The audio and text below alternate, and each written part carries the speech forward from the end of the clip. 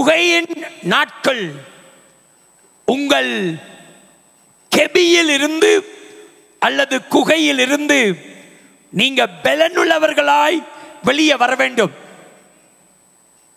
தாவீதின் வாழ்க்கையை பாருங்க.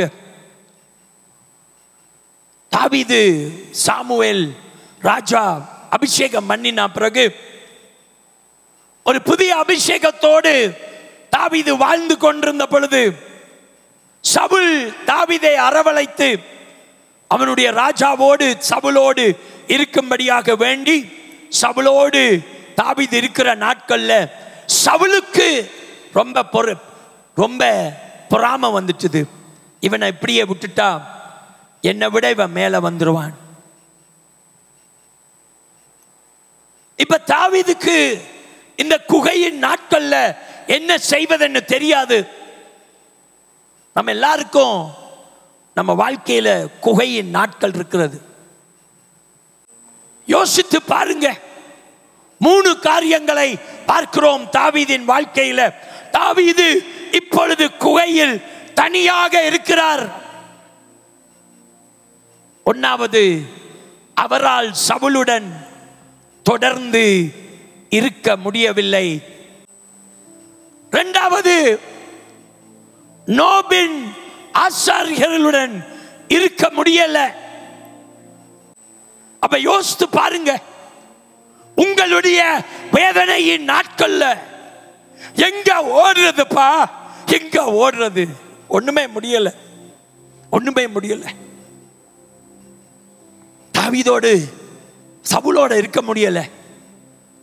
நோபில போனா ஆசாரிகளை கூப்பிட்டு சவுல் அவ்வளவு பேரையும் கொன்னுட்டான். காத் என்ற இடத்துல போய் அக்கீஷ் என்ற ராஜாவோட இருக்கலான்னு போனா, யாராவது சொல்லுங்க பார்க்கலாம், காத் பட்டணத்தை பற்றி யாராவது சொல்லுங்க பார்க்கலாம். Can somebody tell me about Gath? Goliath வந்த ஊரு தான் காத்து.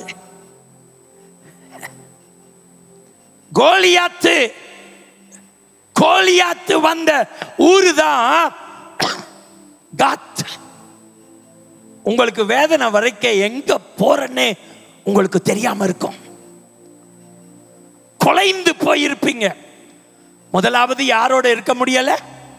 சொல்லுங்க சத்தமாய், சவுலோடு. இரண்டாவது, நோபில போய் ஆசாரியர்களோடு இருக்க முடியல.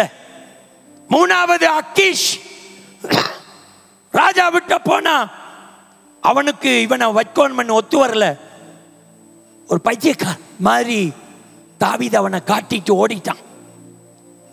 உடைக்கப்பட்ட சூழ்நிலைகள். எங்களுக்கு இனிமே முடியாது பாஸ்டர், எங்களுக்கு முடியாது. இங்கதான் ஒரு குழந்தை வந்து உட்கார்ந்து இருக்கும். எனக்கு இன்னும் அந்த குழந்தை முகம் எனக்கு இன்னும் தெரியும் நல்லா. ஏதோ ஆச்சு புருஷனும் மனைவிக்கும், போயிட்டு தற்கொலை பண்ணிட்டு இங்கதான் இருக்கும். இங்கதான் அக்கா தான் எனக்கு படம் அனுப்புவாங்க. யாரும் இறந்தோடனே அக்கா படத்தை பார்த்தா அனுப்பியிருந்தாங்க. நான் சொன்னேன், ஐயோ எனக்கு இந்த பொண்ணு தெரியுமே, இங்கதான் உட்கார்ந்து இருக்கும். ஆமா தம்பி, ஏதோ ஆச்சா, போய் தற்கொலை பண்ணிட்டு. உடைக்கப்பட்ட சூழ்நிலைகள் உங்களுக்கு வரும், எனக்கு வரும். அந்த சூழ்நிலையில நாங்க எப்படி வாழணும்னு தாவீது எங்களுக்கு கத்துக் கொடுக்கிறாரு. யோசித்து பாருங்க. குகையில் துக்கம், there is sorrow in the cave. தாவீதின் வாழ்க்கையில முழுமையான அடிமட்டத்திற்கு வந்தார். காயப்பட்டார், உடைக்கப்பட்டார், தோற்கடிக்கப்பட்டார். இஸ்ரவேலின் ராஜா ஒரு குகையில வாழ்கிறார். அரண்மனையில் வசதியான கட்டில் மெத்தையில் தூங்காமல் குகையின் கடினமான பாறைகளில் சாய்ந்து வாழ்கிறார் தாவீது. அவர் கைவிடப்பட்டார். நண்பர்கள் இல்லை, வீடு இல்லை, உற்றார் இல்லை, ஒருவரும் இல்லை. ஒரு அழுக்க குகையில தனிமையாய் உட்கார்ந்து போராடுகிறார். இன்னைக்கு உங்க வாழ்க்கை அப்படியா இருக்கலாம்.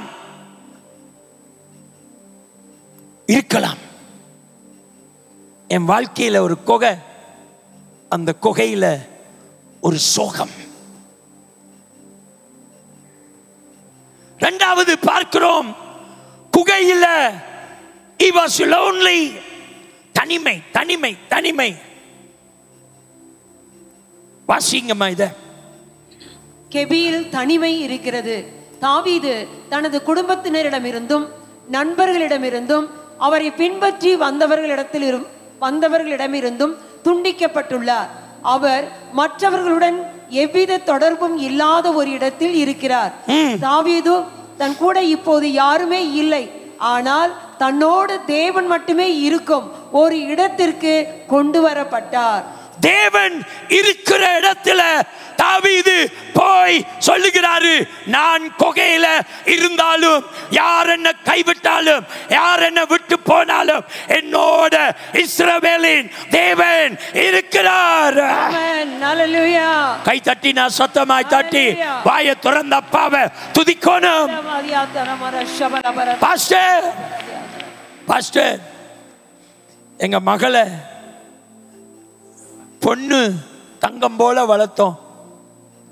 இன்னைக்கு மகள் சொல்லுது, நான் அவனை தான் கட்டுவேன், உங்க வீட்டுக்கு வரமாட்டேன்னு. குகை. பையனை காத்து வளர்த்தீங்க. முந்தா நாள் ஒரு அம்மா எனக்கு கடிதம் போட்டாங்க, பாஸ்டர் எத்தனை வருஷம் உழைச்சோம் பாஸ்டர், ஃபாரினுக்கு போய் பேலஸ் மாதிரி வீடு கட்டணும். பையன் எழும்பி ஒரு பேயிங் கெஸ்ட்ல போய் வாழ்றான். ஒரே ஒரு பையன். எப்படி இருக்கும் உங்களுக்கு? பேயிங் கெஸ்ட்ல. அப்பா அம்மா, உங்க பணம் வேணாம், உங்க அரண்மனை வீடு வேணாம், உங்க காரு வேணாம், எனக்கு 2 காரும் வேணாம், எல்லாம் வச்சுக்கொள்ளுங்க. என்ன போய் ஒரு பேயிங் கெஸ்ட்ல 5000 ரூபாய் கட்டி மகன் ஒரு சும்மா ஒரு கட்டில் தூங்கிட்டு இருக்கிறான். அப்பா அம்மா உடைக்கப்படுகிறார்கள். தம்பி, இப்படிப்பட்ட சூழ்நிலைகள் வரும் பொழுது நம்ம என்ன செய்ய போறோம்? There is loneliness in the cave. Nobody is there with you in the cave. Cave time there is sorrow. ஆனா ஒண்ணு மாத்திரம் யோசித்து பாருங்க, யாக்கோபு தன் கூடாரத்தில் தனித்திருந்தான். வாசிங்கம்மா. யாக்கோபு தன் கூடாரத்திலே தனித்திருந்தான். எல்லாரும் சொல்லுங்க. யாக்கோபு தன் கூடாரத்திலே தனித்திருந்தான். நம்பர் 2, எலியா தனியாக ஆற்றங்கரையோரம் இருந்தார். நம்பர் 3, அந்த சீனாய் மலையின் பின்புறத்தில் மோசே தனிமையில் இருந்தார். நம்பர் 4, கெத்செமனே மற்றும் கல்வாரியின் வேதனையில் இயேசு தனிமையில் இருந்தார். இவர்கள் ஒவ்வொருவரும் அந்த தனிமை காலத்திற்கு பிறகு தங்கள் மிக பெரிய வெற்றியை அனுபவித்தார்கள். ஆமென். ஹல்லேலூயா. கையுள்ளவர்கள் தட்டி ஆண்டவரை மகிமைப்படுத்துங்க. ஆமென். ஹல்லேலூயா. ரிகலபரதியா தரபர. அன்னைக்கு ஒரு தம்பி வந்து சொன்னான், அப்பா எனக்கு சொன்னாரு நீ மேலே வீடு கட்டுன்னு. நானும் மனைவியும் காசு போட்டு மேலே வீடு கட்டி முடிச்சு டெடிகேஷன் முடிச்சோடனே அப்பா சொல்றாரு, இது ஏன் வீடு, விட்டுட்டு போன்றாரு.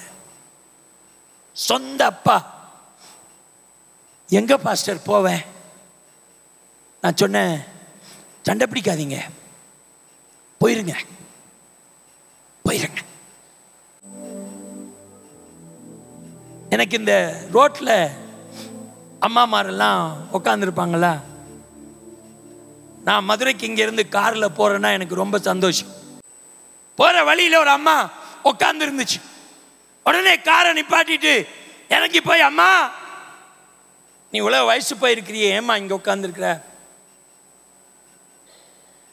மகன் வந்து இறக்கிட்டு, அம்மா இங்கே இரு, நான் போயிட்டு வர்றேன்னு போனால் 4 மாதம் ஆச்சு, இன்னும் வரல.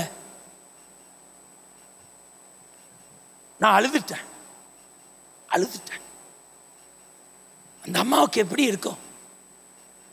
உடைக்கப்படுகிற நாட்கள் எல்லாருக்கும் வரும். எவ்வளவு காசு நான் கொடுக்கலாம்?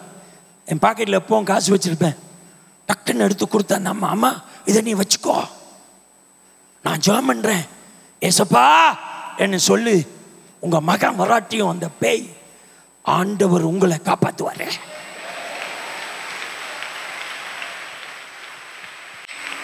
உன் கெபியின் நாட்கள் உன்னை உடைக்காது. உன் கெபியின் நாட்கள் உன்னை உருவாக்கும். குகையில நாங்கள் கற்றுக்கொள்ளும் காரியங்கள் வாசிங்கம்மா. கெபியில் நாம் கற்றுக்கொள்ளும் காரியங்கள் இருக்கிறது. தாவீது கெபியில் அனுபவித்த எல்லாவற்றிலும் கர்த்தரை எந்த காலத்திலும் எந்த நேரத்திலும் முழுமையாக சார்ந்திருக்க வேண்டும் என்பதை கற்றுக்கொண்டார். தாவீது தனது குடும்பம், நண்பர்கள், பணம், புகழ், எதிர்காலம் ஆகியவற்றை சார்ந்திருக்க கூடாது என்று கற்றுக்கொள்ள தேவன் தாவீதை கெபிக்குள்ள கொண்டே வச்சாரு. பக்கத்தில் சொல்லுங்க, யாரையும் நம்பாத.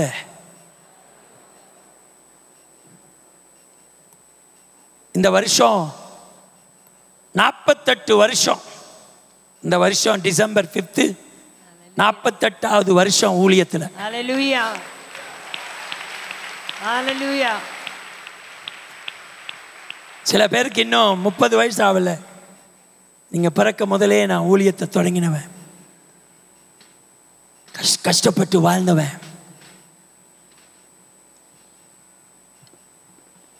எவ்வளவுக்கு எவ்வளவு நொறுக்கப்படுகிறோமோ அவ்வளவுக்கு அவ்வளவு ஆண்டவர் எங்களை உயர்த்துவார். ஆமென், ஆமென். ஹல்லேலூயா. கையுள்ளவர்கள் தட்ட மாட்டீங்களோ? ஹல்லேலூயா. முதலாவது, தேவன் தாவீதை அழிக்க இந்த குகைக்கு கொண்டு வரவில்லை. வாசிங்கம்மா. தேவன் தாவீதை அழிக்க இந்த கெபிக்கு கொண்டு வரவில்லை. எல்லாரும் வாசிங்க. தேவன் தாவீதை அழிக்க இந்த கெபிக்கு கொண்டு வரவில்லை. இன்னும் கொஞ்சம் சத்தமாய் வாசிங்க. தேவன் தாவீதை அழிக்க இந்த கெபிக்கு கொண்டு வரவில்லை. இரண்டாவது, தேவன் தாவீதை சிட்சிக்க இந்த கெபிக்கு கொண்டு வரவில்லை. மூணாவது, தேவன் தாவீதை தாம் விரும்பிய அவரது இருதயத்துக்கு ஏற்ற மனிதனாக உருவாக்க இந்த கெபிக்கு கொண்டு வந்தார். ஹல்லேலூயா, ஹல்லேலூயா. அடுத்த வாரம் தொடர்ச்சியா பிரசங்கம் பண்ணுவேன். ஆண்டவர் எங்களை கெபிக்குள்ள கொண்டு போவது எதற்கென்றால் அவருடைய இருதயத்திற்கு ஏற்றவர்களாய் எங்களை மாற்றுவதற்காக. ஆமென், ஆமென். ஹல்லேலூயா, ஹல்லேலூயா. We hope you are blessed by this message. Please do follow Reverend Paul Thangaya and Reverend Sammy Thangaya on Instagram for more such powerful message clips. If you have a prayer request, you can email Reverend Paul Thangaya at tigerforjesus@hotmail.com. Full Gospel Assembly of God Church meets at 3 locations: FGAG Kannuru, FGAG Indranagar,